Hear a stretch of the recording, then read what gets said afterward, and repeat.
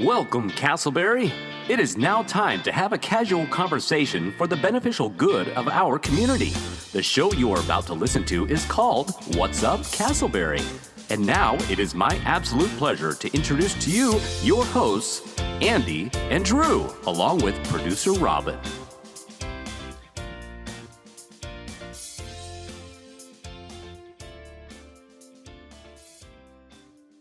What's up, podcast listeners?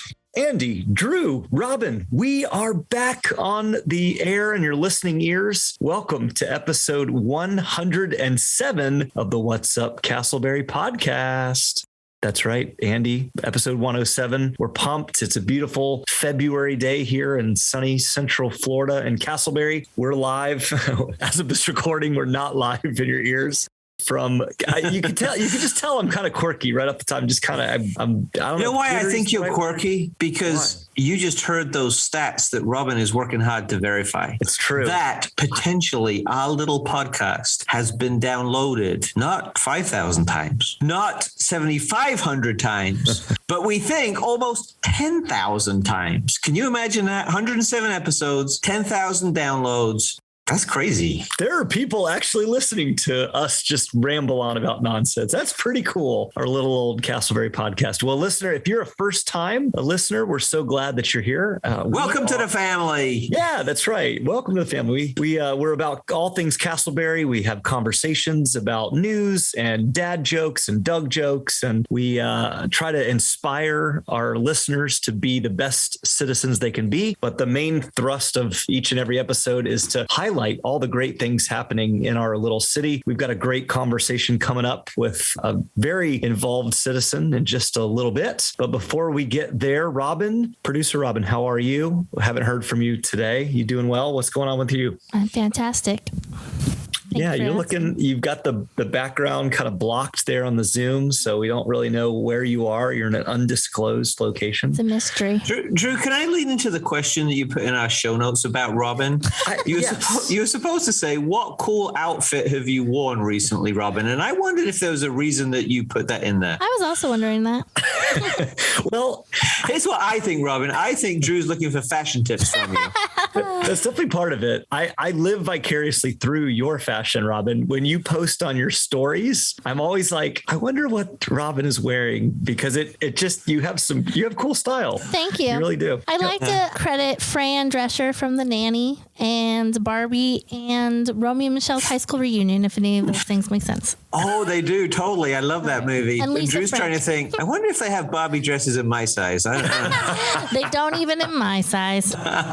Oh boy. Yeah. If you don't follow her already, follow producer Robin. And especially if you're a single guy out there looking for a girlfriend, we're taking applications here on the podcast. That's right. But Drew and I need to review them too, because we're very picky about who Robin dates. I guess you shoot them all away. Oh man. Well, let's go to our favorite time of the episode, at least my favorite time of every single episode. And it is the dad joke of the week. Woo. All right, here we go. I've got joke number one. Robin, I'm gonna address this to you. Yes. What kind of music do mummies listen to? What? Rap music. I should have known. That deserved that. Excellent. There you go. All right, Andy, this is for you. I feel so special. Andy, I know you don't have any pets in your house, but I'm still gonna go with it. Andy, do you like parrots? You go for the sake of the joke. Drew, yeah, what's the best setup? Okay. Yes, Drew, I'm a big parrot fan. Are you a parrot head? What is orange and sounds like a parrot? What is orange and sounds like a parrot? What is orange and sounds like a parrot? I have no idea, Drew. A carrot. Please. Good job, Drew. All right, it's time for Doug jokes. All right, yeah, and any new listeners out there, this section, dad jokes, was so bad that one of our listeners, Doug, decided that he can do better, and he sends in jokes every week via text to me. So let me just rattle some off. You guys ready? Yes. And listen to this section is to bring some joy and humor to your life if you're having a tough week. All right. I'm reading a book at the moment about WD-40. Mm-hmm. Oh, really? It's non-friction. Mm-hmm. But seriously, I've had a tough time recently. I'm feeling very sad. And you know why? I lost all my coloring books, and I really just need a shoulder to crayon. Yeah. Anyway, so you also know about me that I'm pretty committed to the environment, so much so that even my jokes are recycled. That was good. I liked that one. Two more. I started telling everyone about the benefits of eating dried grapes. Okay. Yeah. It's all about raising awareness. I thought you were going to make a wine joke. Instead you went raisins. That's great. Raising awareness. Robin, please don't turn the microphone away from you when you laugh, because it sounds like no one's laughing at the jokes. We want to hear your laughter. I am laughing. It is now time for your local update about things happening in your community. It is now time for Casselberry in the News.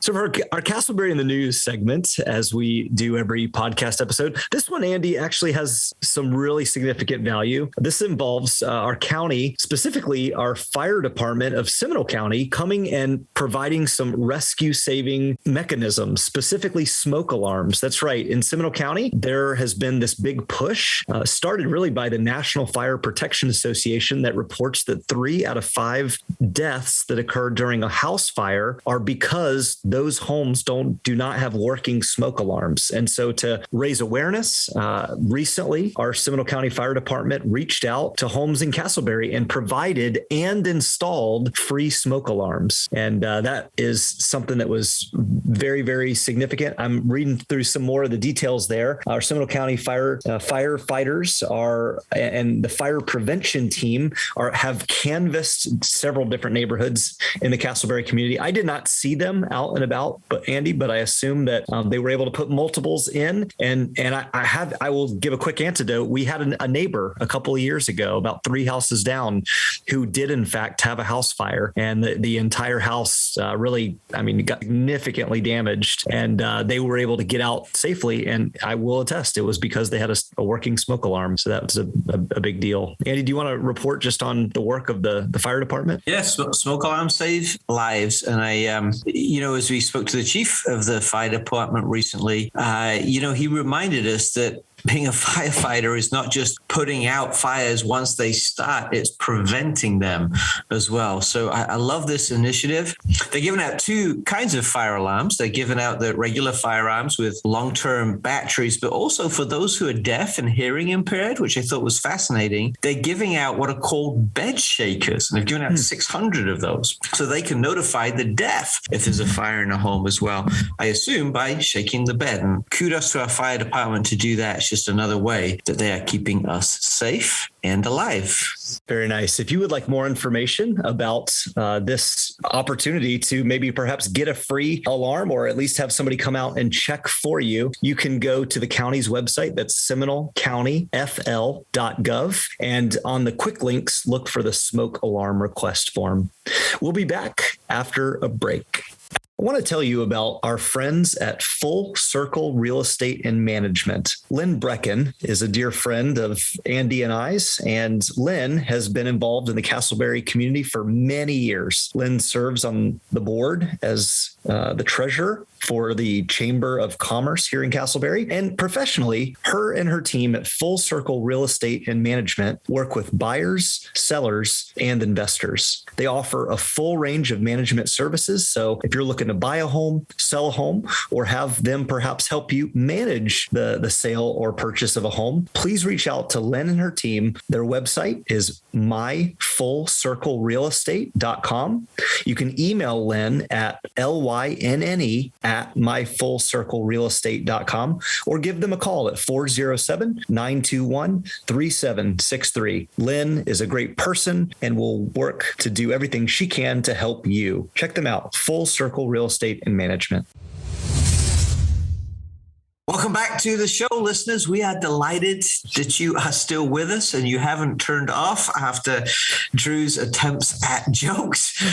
We're glad you stayed, because this is the best part of the show where we interview a very special person. And this week, it's no different, because we have a very special guest in the form of the Director of Youth and Family Ministries at Ascension Lutheran Church, Ashlyn Swenson. Ashlyn, welcome to the show. Thank you so much. I'm so excited to be here. I don't feel worthy, but I'm very honored that I was asked. So thank you. Well, you are more than worthy, and it won't take you long before you realize that Drew and I are amateurs at this. And in fact, we're the ones who are a little bit nervous about talking to you because you're a big deal. So because we're nervous, can we start with some icebreaker questions? Would that be all right? Of course. Yeah. Okay, I'll go first. So Ashlyn, we know that you are an actor and a dancer. What is the most fun role that you have ever played? All right. So I've played a lot of fun roles, but I think the most interesting one is I played Princess Diana in college in Princess Diana the musical. Oh, you're kidding. Can we just can the interview and talk about that? That's fascinating. Well, I was going to say. It's a caveat. It was not a very well written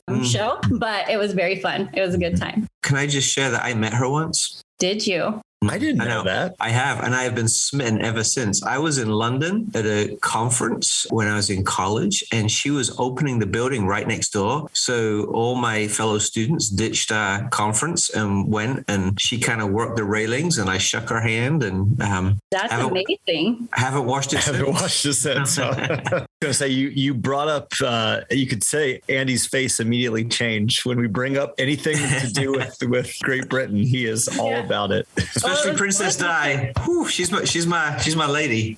Well, she's not my lady. Don't tell Tracy that. But she's a lady I revere and respect a lot. Yeah, it was fun because I got to watch like all these videos of her and study her dialect and her mannerisms. And so it was definitely a different and unique. Andy's obviously in the romantic mood after hearing about Princess Di. It's Valentine's Day week too, Drew. It's Valentine's Day week, and you and your husband Josh, which we just saw, he had a big birthday. So happy birthday, Josh! If you're going to go on a date these days with two young kids, that can be challenging, I'm sure. But where do you like to go for a date and adult time with Josh? Well, we're definitely foodies, so we do like to try all different places and restaurants. But something that we do really like to do is we like to go on a taco crawl. So there's lots of different like taco places within walking distance of each other in Mills 50 area. So we like to park our car and bounce around and try different tacos and things like that. That's kind of our signature thing. That's a great idea. All right, final icebreaker question because we're all so nervous now. You've been living and working around Casselberry for a few years now. What's your favorite thing about our community? I think the best thing about Casselberry is how everyone in the community, it seems like, just want to serve each other. There's so many churches in the community that we've seen have banded together to serve. There's organizations like Christian Help that I know your wife is a big part of that serves the community. I think the leaders of the community take such good care of it and want to keep it clean and want to serve its people. And I just see that in individual people that I come across in the city as well. In their hearts, just want to serve. And that's, I think, what I've noticed the most. I love that answer. And that's definitely one of the motivating factors behind why we do this podcast, Ashlyn, is to give people just awareness of the different ways in which folks are serving one another and making Casselberry a great place to live. So that's really awesome that you just kind of organically noticed that. And the podcast itself too is a way to serve the community, right? I mean, what a creative way to give something fun for the listeners to have about their city. Let's transition the conversation then to a little bit about your life, Ashlyn. You're a mom of two wonderful children. Have had the privilege of meeting them both, spending time with them. Tell us about your kids. My 5-year-old, his name is Crosby. He's in VPK right now. He is wild. He's all boy. I can't go anywhere in the house without stepping on a Lego or a Hot Wheel. He's awesome. He's so friendly. And then I have a 2-year-old daughter. Her name is Koeppe. And she is a spitfire.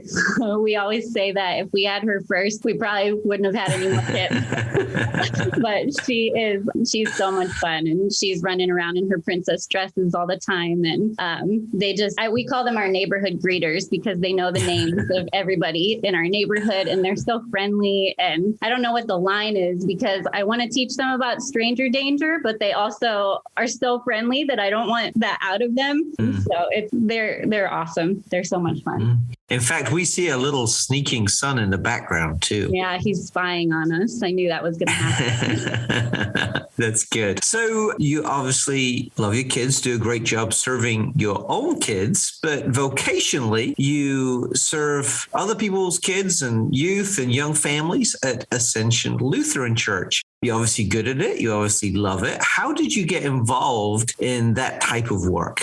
I've always loved kids. In college, I taught Sunday school, so it was kind of always in my heart. But about a year after I had Crosby, my dad was the pastor at Ascension at the time. He has since moved doing other things, but the position opened up at Ascension. And it was about at the same time that I was really starting to try to be intentional about sharing the gospel with my own child at the time.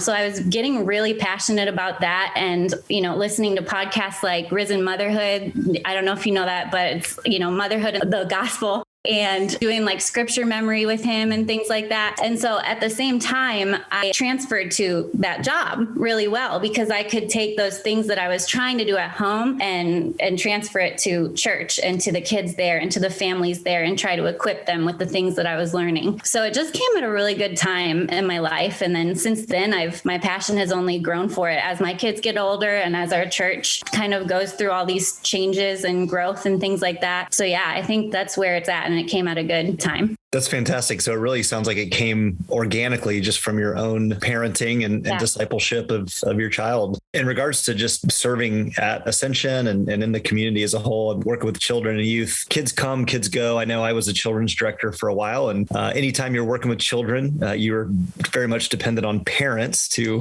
bring their children to you so that you can do whatever activity it is that you are leading in. But how would you describe just like a good day, Ashlyn, in terms of your work? How do you feel satisfied with the work that you're doing? Well, you kind of hit the nail on the head saying you depend a lot on the parents. So I think you can a lot of times focus in my role on getting the numbers up and trying to get, so many kids here and try to pull as many families as you can into the church. And you can kind of get caught in that trap. And even though that's really important, and obviously you're always trying to do that, sometimes it can be easy to lose sight of the kids and the families that you actually have. And so that's kind of where at the end of the day, kind of where my satisfaction comes from, because ultimately when I'm just focusing on what's in front of me and those kids that are there and those families that are there, if I can kind of go to bed at night thinking, oh, the Lord has worked through me to reach this one kid or to help equip this one family to share the gospel with those kids. If I,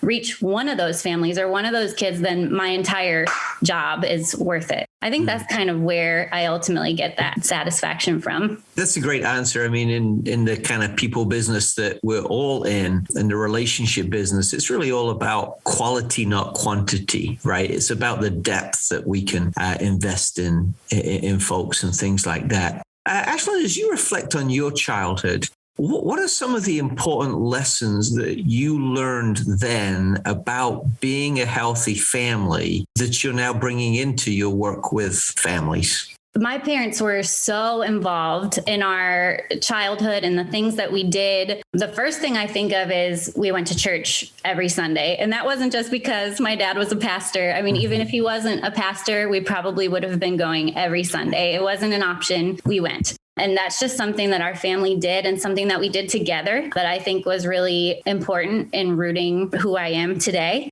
And I also think just them being present in our life. I mean, with my dad as a pastor, you two know you could work 24/7. There's always something to be doing. Mm-hmm. And so, but he took the time. I started doing shows when I was really young. I did a show in 4th grade that I had to miss school for because we had like field trips coming to watch it. And he would come and watch those, like the field trip show. Like he wouldn't miss a single one. And my mom too. I mean, they were so involved, didn't miss a sport event, anything like that. So I think just they taught me that work is always going to be there, but your family is the most important thing, and kind of getting that solid foundation is the most important thing. I love that. That's so encouraging and such a good reminder for myself as I have a young son at home. Yeah. Thinking about those that maybe don't have that stable family unit. Maybe they grew up. I know I'm sure you and I both and Andy and all have friends and people in our lives who have come from divorce and other difficult family situations. What would be some encouraging maybe starter points in terms of like raising a healthy family? I would say a couple things. I would say the thing that comes to mind first is making time for your marriage.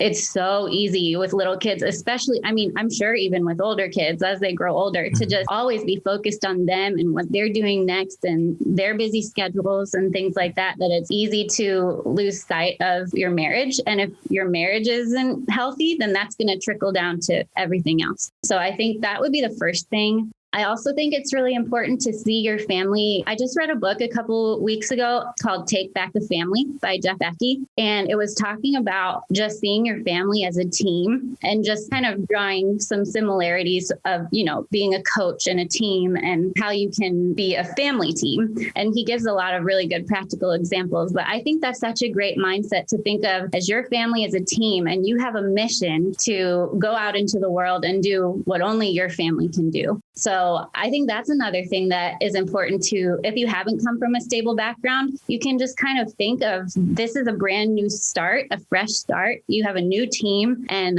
now you have that opportunity to, you know, take that team out on a mission. I love that. That's a great answer. The kind of team approach to family really works well. One of the guys who I listen to podcasts from a lot is Andy Stanley. And he talks about, as parents, you know, when our kids are young, we need to be more hands-on as team coaches, right? As we're disciplining. But then as they get older, we kind of become trainers, and then we become coaches. And if things have gone well, then we become friends as well. But the team-based approach is really good. You and Drew and your families have younger kids in the home. I got some older kids in my home, and that makes me feel old. And when I hear some of the things that my teenagers are getting involved in, I feel extra old and a little bit kind of out of touch with what's happening in the lives of young people. What do you think that young people, teenagers, you know, preteens, wished adults knew about them? I think that they wished we knew what it was like to be a teenager in the age of social media. And I don't think that's ever going to be something that we know. And they're kind of they're like the guinea pigs. But I just can't, I mean, the pressures that we have as adults with social media is huge. And I can't imagine in those formative years, the kind of pressure that they feel to get the likes on their photos and to post every chance they get and all of that stuff. So I just think that they maybe wished that we understood a little bit more their generation's struggle with all of that. That's really insightful. And I feel like the more, you're right, the more that I was just reading an article, in fact, before we logged on about setting, it was about tech and children and like things like, you know, setting boundaries and having open and honest dialogue back and forth with parents and children. Those aren't things that were necessary, like our parents to us. So yeah, that's a really well thought out answer, Ashlyn. Ashlyn, this is my final question to you. What would you say, and ironically, you're an adult now and doesn't have to be a tech related answer, but what would adult Ashlyn wish that teenage Ashlyn knew about? What would you speak to teenage Ashlyn? I think I would say that when I was a teenager, I thought that I knew exactly what I was going to do. I wanted to be an actress. I wanted to live in New York City. I had these big dreams, and I would probably tell her that it's okay to let go of those. Not that I needed to necessarily, but I kind of had like that tunnel, like this is what I'm supposed to do. This is what I want to do. But I ended up doing something completely different, something I never thought I would do. And so looking back on that, I would just tell her that it's not going to look like you thought it would, but it's going to be more blessed than you could ever imagine because the Lord had a specific plan for you and for the life of your family.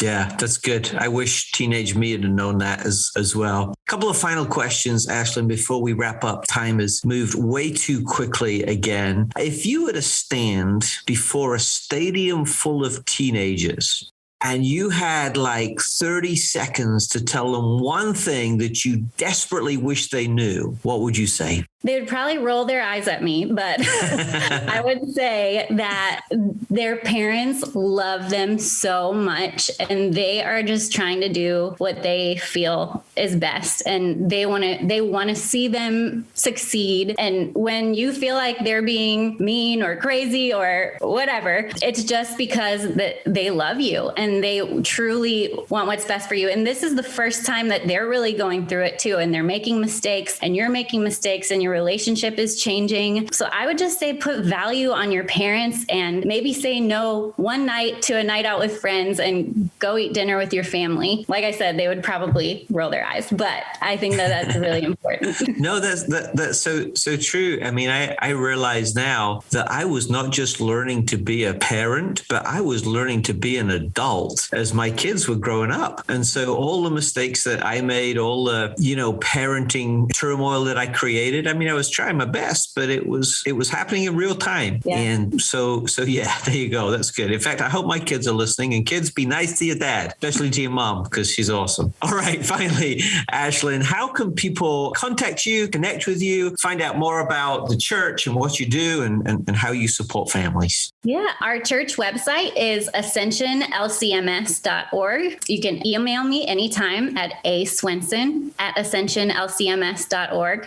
Come visit us at Ascension, where our services are 9 and 11 on Sundays, and we have Sunday school and Bible study in between. So yeah, and I'm also on, social media, Facebook, Instagram. You can find me there. But you're not feeling the weight and the pressure of social media because now you're an adult. Not at all. That's got it. Ashlyn, thank you so much for your time today. But beyond that, thank you for all that you do to invest in young people and families.